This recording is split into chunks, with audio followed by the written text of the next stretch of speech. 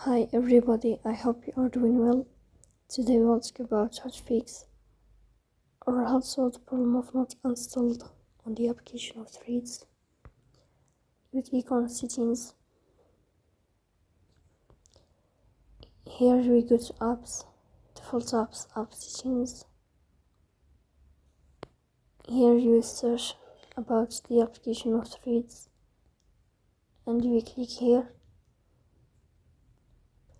In this page of app info, you go to stop and you click OK.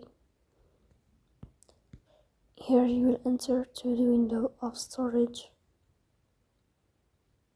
Then we click on clear cache. In the end, you will turn off your phone and you will start your phone again to fix that problem.